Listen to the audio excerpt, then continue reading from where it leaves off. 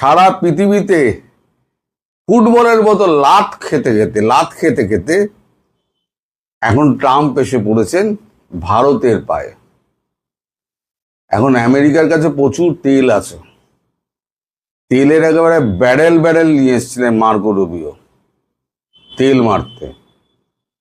বোঝাতে চেয়েছেন যে ভারত আর আমেরিকা কত গুরুত্বপূর্ণ বন্ধু, এবং তাদের মধ্যে এত সখ্যতা পৃথিবীর আর কোনো দেশের সঙ্গে আমেরিকার নেই, এটি বোঝাতে চেয়েছেন। কিন্তু কূটনৈতিক ভাষায় আমাদের ডক্টর জয়শঙ্কর বিদেশমন্ত্রী, তিনি যা ডোজ দিয়েছেন তারপরেতে আর মোদিজির সঙ্গে বেশি মুখ খোলেননি।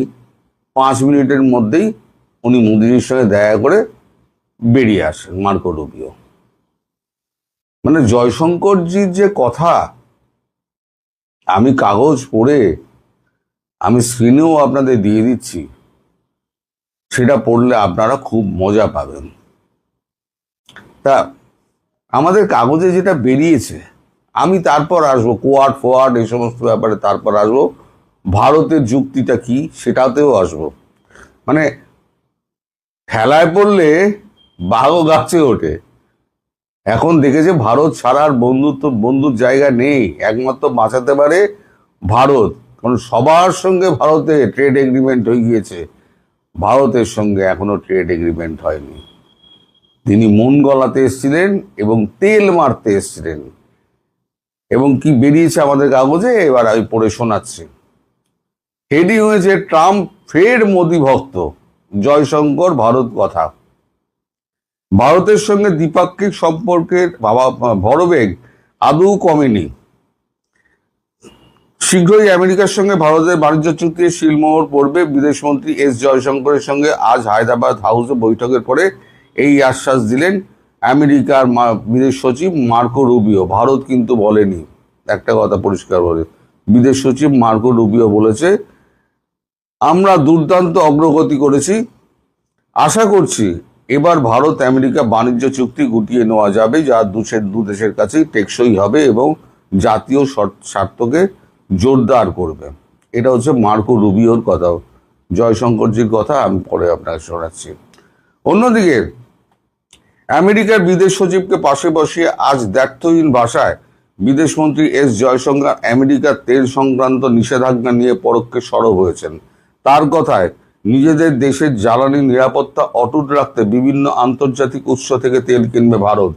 জয়শঙ্কর বলেন, আমেরিকার ট্রাম্প প্রশাসন তাদের আমেরিকা প্রথম নীতি এর সামনে আনতে যেমন কোনো দ্বিধা করে না, ঠিক সেরকমই আমাদের নীতি হলো ভারতই প্রথম। দুটি দেশই নিজেদের স্বার্থ নিয়ে চলে।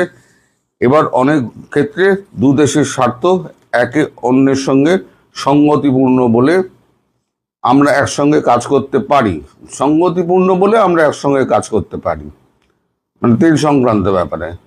তাই আমরা কৌশলগত অংশীদারিত্ব আমাদের রয়েছে। আবার এমন কিছু ক্ষেত্র রয়েছে যেখানে উভয়ের স্বার্থ মেলে না, এখানে কিন্তু পরোক্ষে বাংলাদেশের কথা আসছে। বাংলাদেশের নাম কিন্তু উচ্চারণ হয়নি। কেন উচ্চারণ হয়নি সেটাও আমি পরে বলছি। তখন পরিস্থিতিকে একটু শুনে মানিয়ে নিয়ে চলতে হয়। এরপরই তেল আমদানি প্রসঙ্গে তিনি বলেন, জ্বালানি বিষয় এটাই বলার যে আমাদের বহু রকম উৎস রয়েছে, নির্ভরযোগ্য উৎস হচ্ছে বৃহৎ উৎস রয়েছে এবং সস্তার উৎস রয়েছে। এর অনেক কিছুই আমেরিকা এবং বেশ কিছু রাষ্ট্রের সঙ্গে রপ্তানির ক্ষেত্রে মেলে আমরা তেল রপ্তানির ক্ষেত্রে উৎস বাড়াবো এবং আমদানি চালিয়েও যাব। মানে আমরা আমদানি করে সেটাকে রিফাইন করে আমরা রপ্তানি চালিয়ে যাব, কারোর কথা আমরা শুনবো না, পরিষ্কার বলে দিয়েছেন। দামের দিকটিও দেখতে হবে, কারণ দিনের শেষে 140 কোটি দেশবাসীর জ্বালানি যাতে সহজলভ্য এবং পকেটসই হয় তা দেখা জরুরি। বিদেশমন্ত্রী জানিয়েছেন, এই বিষয়গুলি নিয়ে ভারতের মতামত আজ আমেরিকাকে স্পষ্ট জানানো হয়েছে। বলা হয়েছে যে জ্বালানি বাজারকে সংকুচিত করলে তেলের দামে তা প্রভাব পড়বে। এই বৈঠকের পরে রাতে আমেরিকার একটি অনুষ্ঠানে আচমকাই সে দেশের রাষ্ট্রদূত সার্জিও গোরে স্পিকার ফোনে কল করেন প্রেসিডেন্ট ট্রাম্প। ভাবুন, তখন তিনি বলেন, আমি প্রধানমন্ত্রীকে ভালোবাসি, মোদি মহান। তারপরে তিনি যোগ করেন, ভারতের সঙ্গে আমেরিকার সম্পর্ক কখনো এত ঘনিষ্ঠ ছিল না। আহা হা, কি কথা! ওদের মানে ব্যাকেটে ভারত, সাহায্যের দরকার হলে ওরা জানে কাকে ফোন করতে হবে। এই লাইনটা যে বলেছে না, ওরা জানে যে ওদের সাহায্যের দরকার হলে ওরা জানে কাকে ফোন করতে হবে, অর্থাৎ ট্রাম্পকে ফোন করতে হবে, ওদের এখানেই ফোন করতে হবে। ট্রাম্প আরো বলেন, আমাদের অর্থনীতি এবং শেয়ার বাজার রেকর্ড মাপের, সেখান থেকে ভারত আবার আবার যা কিছু চাইতে পারে। শেষে ফের মনে করিয়ে দিয়েছেন তিনি প্রধানমন্ত্রীর বিরাট ভক্ত।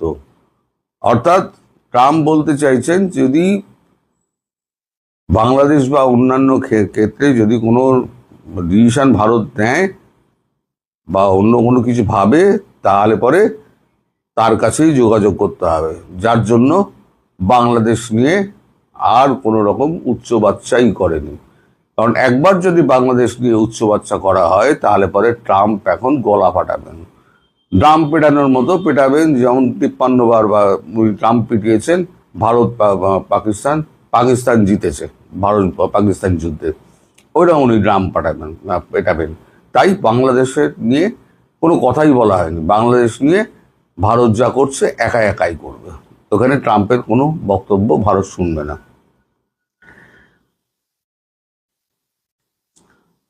রুবিও আজ বারবার এটাই বোঝাতে তৎপর থেকেছেন যে ভারতের ক্ষেত্রে শুধু শুধু নয়, তাদের ইউরোপীয় শরিকদের সঙ্গেও বাণিজ্য সম্পর্কে কীভাবে সমস্যা তৈরি হয়েছে। মানে ভারত যে ইউরোপীয় ইউনিয়নগুলোর সঙ্গে যে চুক্তি করে নিয়েছে না, তাদের কি সমস্যা হয়েছে। তার কথায়, ভারত এক অতিকায় অর্থনীতি, আমরা অগ্রগণ্য বাণিজ্য শরিক, আমরা ভারতের সঙ্গে বহু ক্ষেত্রের বাণিজ্য করি, ফলে স্বাভাবিকভাবেই এই বিশালাকায় দেশের সঙ্গে বাণিজ্যের নতুন ভারসাম্য আনতে গেলে কিছু পার্থক্য তৈরি হবেই। তবে সুসংবাদ হলো, নতুন করে ভারসাম্য তৈরি করতে শেষ পর্যন্ত এখন এই ভরসা তৈরি হয়েছে যে গোটা বিশ্বের সঙ্গেই বাণিজ্য চুক্তির জায়গায় পৌঁছাতে পারছি। এটা আমাদের জন্য ভালো, আমরা আমাদের বাণিজ্য শরিকদের জন্যও ভালো। এরপরে তিনি জানিয়েছেন, বাণিজ্য শরিকদের সঙ্গে মধ্যে অবশ্যই রয়েছে ভারত, আমরা চুক্তির মুখে দাঁড়িয়ে রয়েছি। মানে নিজেই গাইছেন, নিজেই ঢাক বাজাচ্ছেন, উনি একাই বলছেন আমাদের বাণিজ্য চুক্তি হয়ে যাবে, আমরা বাণিজ্য চুক্তির মুখে রয়েছি। এবং ট্রাম্প তার ফোন তো ধরেন না, তিনি যেখানে উপস্থিত হবেন খবর পান, সেখানে মোদিজি যান না, ট্রাম্পের ফোনও ধরেন না, ট্রাম্পের সঙ্গে কোনো মেসেজের উত্তরও উনি দেন না। হ্যাঁ, একটা প্রাপ্তি স্বীকার একটা করে ছেড়ে দেন, ওটুকু ভদ্রতা ওটা করতে হয়, একটা প্রাপ্তি স্বীকার করে ছেড়ে দেন। এই যে ট্রাম্প বলেছেন না, যা কিছু করতে হবে আমি জানি, ওদেরকে আমাদের সঙ্গেই যোগাযোগ করতে হবে। অর্থাৎ ভারত বুঝে গিয়েছে বাংলাদেশ সম্পর্কে যা ভাবছে ভারত, সেটা যদি আমেরিকার নাকের ডগায় হয়ে যায়, তাহলে আমেরিকার নাক কাটা যাবে। আমেরিকার নাক তো দুনিয়ায় কাটা গেছে, ইরান যুদ্ধেতে আমেরিকার নাক কেটেছে, পাকিস্তানকে সাহায্য করার পরও পাকিস্তানের সমস্ত এয়ার ডিফেন্স সমস্ত নষ্ট করে দিয়ে, F-16 বিমান টিমান ধ্বংস করে দিয়ে ওখানে একটা নাক কেটেছে, ট্যারিফ নিয়ে সারা বিশ্বে নাক কেটেছে, এবং বাণিজ্য চুক্তি নিয়েও সারা বিশ্বে নাক কাটা গেছে। কারণ ভারত ইউরোপিয়ান ইউনিয়ন সহ, ইউরোপিয়ান ইউনিয়নের বাইরে এবং ব্রিটেন সহ অন্যান্য দেশগুলোর সঙ্গে সমস্ত বাণিজ্য চুক্তি করে ফেলেছে। একলা পড়ে রয়েছে ট্রাম্প, মানে আমেরিকার সঙ্গে যতই দাবি করা হোক না কেন, কোনো রকম হবে না। এই যে পুরো রিপোর্টটার মধ্যে আমি সারাংশটা বললাম, এখানে মোদিজির সঙ্গে তার যে বৈঠকের একটা লাইনও বেরোয়নি, বাংলাদেশ নিয়ে একটা লাইনও বেরোয়নি। অর্থাৎ এটা পরিষ্কার বোঝা যাচ্ছে, বাংলাদেশ নিয়ে ভারতবর্ষ আমেরিকার সঙ্গে কোনো সমঝোতায় যাবে না। ভারত যা করবে নিজস্ব ক্ষমতায় করবে এবং নিজস্ব প্রয়োগ ক্ষমতা কাজে লাগিয়ে করবে। এখানে বাকি আমেরিকার দাদাগিরি চলবে না। আপনি জাহাজ পাঠাবেন, যুদ্ধ জাহাজ পাঠাবেন, ভারত বসে বসে দেখবে? আসলে ভয়টা হচ্ছে RICর ভয়। রাশিয়া ইন্ডিয়া চায় না, RICর ভয়। আর উনি বারবার বলছেন কোয়াড। উনি কিন্তু মোদিকে ফোন করেননি, উনি স্পিকার ফোনে জয়শঙ্করকে শোনাচ্ছেন মোদি আমার ভালো বন্ধু। তো মোদিকে ফোন কর না, আপনি মোদিকে ফোন করুন, সে ক্ষমতা নেই, কারণ জানেন অপমানিত হবেন, মোদি ফোনও তুলবেন না, এতটাই ক্ষেপে আছেন। কারণ আমেরিকা যতই বন্ধুত্ব দেখাক, চীনকে আমরা শত্রু হিসেবে চিনি, কিন্তু আমেরিকা আরো তার থেকে ভয়ঙ্কর। আমেরিকা যার বন্ধু তার শত্রুর অভাব নেই। চিহ্নিত শত্রুর থেকে অচিহ্নিত শত্রু, মানে বন্ধু সাজে যে শত্রু আছে, সে কিন্তু অনেক বেশি ভয়ঙ্কর হয়। ফলে আমেরিকার কাছ থেকে দাগা খাওয়ার পর মোদিজি বুঝে গিয়েছেন আমেরিকা তার খোলস ছেড়ে কোনোদিনও বেরোবে না, আমেরিকা তার কাজকর্ম করে যাবে। এবং এখানে ওই যে সার্জিও গোর যিনি গেছিলেন আমাদের মিশনারিজ অফ চ্যারিটিতে, ওখানে সম্ভবত কথাবার্তা হয়েছে যে আমরা আর ওই আপনার ওখানে গিয়ে আর খ্রিস্টান প্রচার করতে হবে না, কারণ ওখানে সম্ভবত আমরা কোনো খ্রিস্টান স্টেট আমরা বানাতে পারছি না, কারণ চীন এবং ভারত ওই জায়গা দেবে না। কারণ মায়ানমারের একটা সীমান্ত নিতে হবে, ভারতের একটা নিতে হবে, বাংলাদেশের একটা নিতে হবে। ভারতেরটা এবং বাংলাদেশেরটা ভারত দেবেই না, আংলি মারবেই। আর চীনের বহু প্রজেক্ট রয়েছে ওখানে, চীন তো হাত পা তুলে রয়েছে আমেরিকার পেছনে বাস দেওয়ার জন্য। এই যে ওয়াশিংটন থেকে উনি উড়ে গেলেন বেজিং, উড়ে গিয়ে উনি প্রাপ্তি কি হলো? আমি বলেছিলাম না উনি জিরো পাবেন, জিরো, একটা বিগ জিরো হয়েছে। কোনো দেখেছেন আপনারা এই একটা হয়েছে, মানে একটা ফল বেরিয়েছে। ঠিক আছে, রেয়ার আর্থ মিনারেল আমি নিলাম, তোমাকে এই ইরানের ক্ষেত্রে ছাড় দিলাম, ঠিক আছে, আমরা কোয়াডের মধ্যে তোমায় নিয়ে নিচ্ছি। কোয়াড মানে কি? কোয়াড মানে হচ্ছে আমেরিকা, ভারত, অস্ট্রেলিয়া এবং জাপান। তা অস্ট্রেলিয়াকে আপনি পদে মাছ দিয়ে রেখে দিয়েছেন, জাপানের প্রধানমন্ত্রীকে আপনি হোয়াইট হাউসে ডেকে তাকে একেবারে অপমান করেছেন, ভারতের সঙ্গে শত্রুতা করেছেন, আর চীন তো আপনার বরাবরই শত্রু, সুতরাং কোয়াড হবে কি করে? এই তো চারটে মেম্বার আপনাকে ভালো মতো চিনে গেছে, সুতরাং কোয়াড ফোয়াড কিছু হবে না। ওই জন্য কোয়াডের প্রসঙ্গ তোলাই হয়নি, কাগজে তো বেরোয়নি, কিন্তু আলোচনাটা হয়েছে কোয়াডের। আর প্রধানমন্ত্রী নরেন্দ্র মোদী কি বলেছেন না বলেছেন কাগজে এক ফোঁটা বেরোয়নি। 5 মিনিটের ওই সাক্ষাৎকারে প্রধানমন্ত্রী বলেছেন আমার অন্যত্র মিটিং রয়েছে, আমি একটুখানি ব্যস্ত আছি, ব্যাস তাড়ি দিয়েছে। আমাদের যে কলকাতায় এলেন বিদেশ মন্ত্রী, মার্কিন বিদেশ মন্ত্রী, কলকাতার কটা লোক জানে বলুন তো? কলকাতার লোক জানেই না। মানে আমেরিকার অবস্থা এমন জায়গায় পৌঁছেছে ভারতবর্ষের সঙ্গে। আচ্ছা, এখান থেকে দিল্লি গিয়ে পৌঁছালেন, রিসিভ কে করলো? বিদেশ দপ্তরের একজন নিম্নতম সেক্রেটারি, অ্যাসিস্ট্যান্ট সেক্রেটারি কেউ একজন হবে। আগে প্রধানমন্ত্রী নরেন্দ্র মোদী যেতেন, গিয়ে তাকে আপ্যায়ন করতেন এয়ারপোর্টে। এখন যাচ্ছেন কে? বিদেশ দপ্তরের একজন ডেপুটি সেক্রেটারি বা অ্যাসিস্ট্যান্ট সেক্রেটারি কেউ একজন গিয়ে তাকে ফুলের তোড়া দিয়ে নিয়ে আসছেন।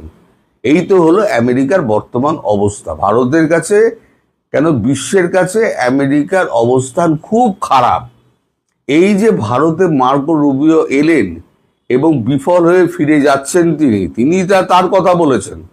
জয়শঙ্কর যে কিন্তু একটাও কথা বলেনি। জয়শঙ্কর পরিষ্কার বলেছেন আমাদের তেল দরকার, আমরা তেল কিনবো বিভিন্ন উৎস থেকে এবং আমরা রপ্তানিও করব, তোমাদের যদি কিছু করার থাকে তোমরা করে নাও। তার পাল্টা উত্তর কিছু নেই। স্পিকার ফোনে শোনানোর কি দরকার জয়শঙ্করজিকে? ট্রাম্প আমার খুব ভালো বন্ধু, মাই গ্রেট ফ্রেন্ড, বলার কি দরকার? আসলে তৈলমর্দন চলছে, তৈলমর্দন।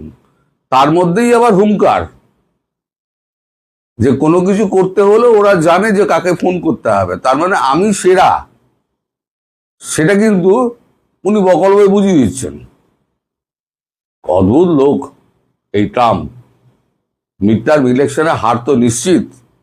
এখন তার জনপ্রিয়তার হার নেমে গেছে 29, আর মোদিজির হচ্ছে 87। চাঁদের সঙ্গে ওই পয়াকার দয়ের তুলনা আর কি। তো এই হচ্ছে বাংলাদেশের ব্যাপারে বিন্দু মাত্র আলোচনা হয়নি। ভারত ইচ্ছাও প্রকাশ করেনি, কারণ বাংলাদেশের ব্যাপারে যদি কথা বলা হয় তাহলে ট্রাম্পকে সুযোগ দেওয়া হবে, সেই সুযোগ ভারতবর্ষ দিতে রাজি নয়। ভারতবর্ষ যা করবে একলা করবে, এতদূর একলা এগিয়ে গিয়েছে, বাকি শেষটুকুও ভারতবর্ষ একলাই করবে। ট্রাম্পের ক্ষমতা হলে ট্রাম্প এখানে জাহাজ ভিড়িয়ে দেখাক এবং এখানে ট্রাম্পের সিআইএর লোকজনকে দিয়ে খাটিয়ে দেখাক। সবাই ভালো থাকবেন, সুস্থ থাকবেন এবং সাবধানে থাকবেন।